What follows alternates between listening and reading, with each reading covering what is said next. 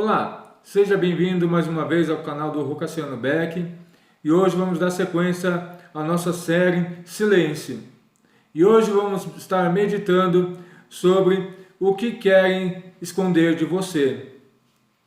E para nos auxiliar sobre este assunto, vamos estar lendo o Evangelho de Mateus, capítulo 26, a partir do versículo 57. Os que prenderam a Jesus conduziram-no à casa do sumo sacerdote Caifás, onde os escribas e os anciões estavam reunidos. Mas Pedro o seguia de longe, até o pátio do sumo sacerdote, e entrando, assentou-se entre os guardas para ver o fim. Ora, os principais dos sacerdotes, todo o sinédrio, buscavam falsos testemunhos contra Jesus para condená-lo à morte. E não acharam, apesar de se terem apresentado muitas testemunhas falsas, mas por fim chegaram a duas, afirmando: Este disse: Eu posso derrubar o templo de Deus e reedificá-lo em 3 dias. E levantando-se, o sumo sacerdote perguntou a Jesus: Nada responde ao que estes depõem contra ti? Jesus, porém, guardou silêncio. E o sumo sacerdote lhe disse: Conjuro-te pelo Deus vivo que nos digas se tu és o Cristo, o Filho de Deus. Respondeu-lhe Jesus: Tu os dissestes, porém vos digo que em breve vereis o Filho do Homem, assentado à direita do Todo-Poderoso e vindo sobre as nuvens do céu.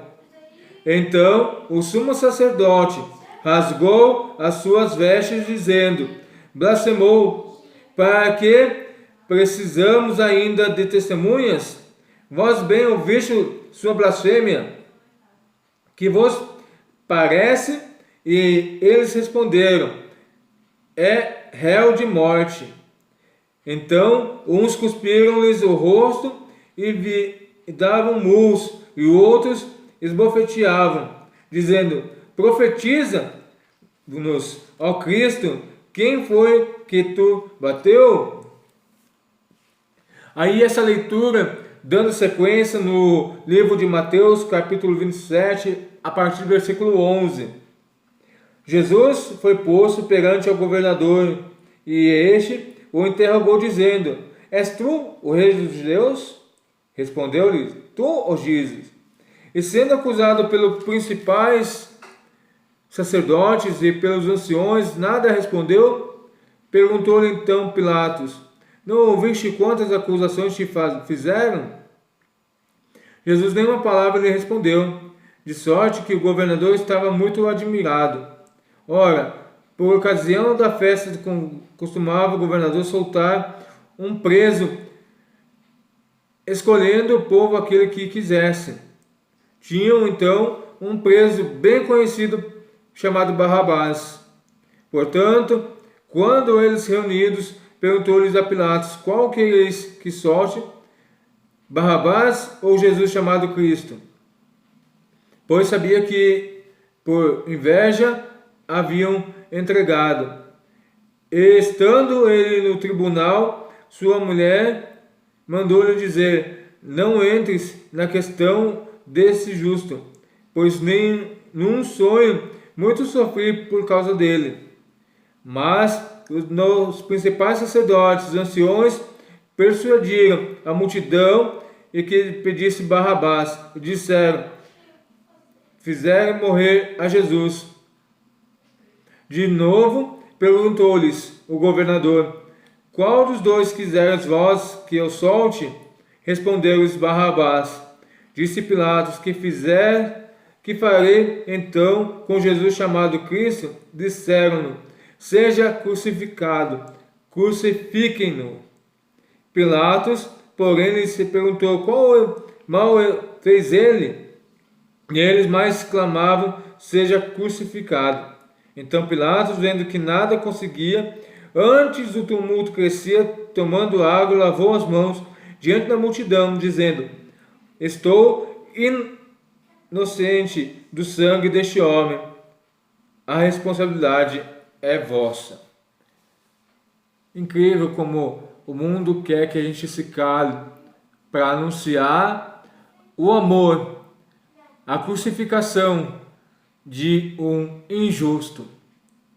Sabemos que era projeto de Deus, fazia parte do plano de Deus, porque Deus, sim, tinha o verdadeiro plano de resgatar o homem para si. Mas se nós formos analisar, deixando lá a parte espiritual, mas a parte humana, a ganância dos homens para cima de Jesus, a mentira, não é diferente no tempo de nós hoje. Nós vemos a nossa política aqui no Brasil, que não se distancia nem um pouco das atitudes dos sumos sacerdotes, que agitavam a multidão para crucificar a Jesus e soltar um criminoso, Barrabás, um bandido perigoso, um assassino talvez, ao ponto de o próprio governador escolher o pior de todos os bandidos para ver se livrava Jesus. Mas nós sabemos que Deus já tinha um plano para Jesus. Jesus já sabia, já tinha ciência que teria que padecer na cruz, morrer, para que o meu e o seu pecado pudesse haver uma esperança de perdão, de remissão e de transformação, de libertação, de transformação. Foi por isso que Jesus morreu naquela cruz. Jesus já estava ciente que se ele não morresse naquela cruz, eu e você certamente continuaríamos condenados à morte e ao inferno. Mas porque Jesus se propôs a morrer naquela cruz, sabendo que eu e você somos pecadores, que sabemos que eu e vocês ia agir que nem Pedro, ia negar. Não, que isso, Jesus? Eu dou minha vida por você. E Jesus olha para Pedro e fala antes que o galo me cante, me negará 3 vezes. E foi o que aconteceu. E aí muitas vezes nós criticamos a Pedro, julgamos, condenamos a Pedro, mas nós temos atitudes até mesmo piores.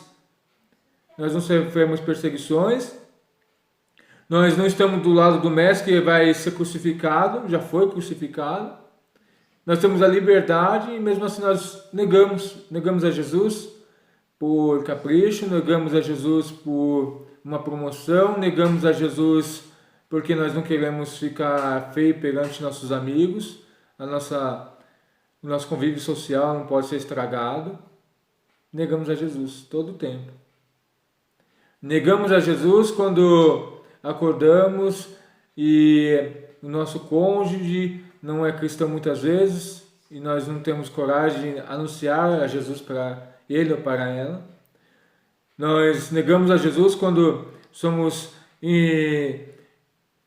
incentivados ao próprio Jesus a ensinar o caminho para nossos filhos e não ensinamos. Nós negamos a Jesus. Em todo tempo nós negamos a Jesus. Então, não podemos negar a ação do Pedro. Não podemos criticá-lo, julgá-lo, condená-lo. Mas podemos aprender que, assim como Pedro, ele pegou, se arrependeu, nós possamos também nos arrepender das nossas ações, das nossas atitudes e trilhar o caminho com Jesus novamente. Sabemos que não é fácil, sabemos que é árduo, sabemos que é espinhoso o caminho, mas Deus tem nos dado graça, tem nos ajudado, tem nos abençoado e por isso nós não nos calamos e não deixamos de anunciar a esse Jesus. Podem vir dificuldades, podem vir levantes, podem vir perseguições, mas a gente não pode negar a Jesus. Jesus não nos negou na cruz. Então o mínimo que nós podemos retribuir é anunciando o seu amor incondicional. Então que essa palavra fique guardada no seu coração e que você entenda que não vamos nos calar, nós vamos continuar anunciando a verdade que é Jesus. O Jesus, o Deus que se fez carne para demonstrar, para comprovar o seu amor incondicional por mim e por você, para nos trazer a salvação e a vida eterna. Que Deus vos abençoe, em nome de Jesus. Fique na paz do Senhor.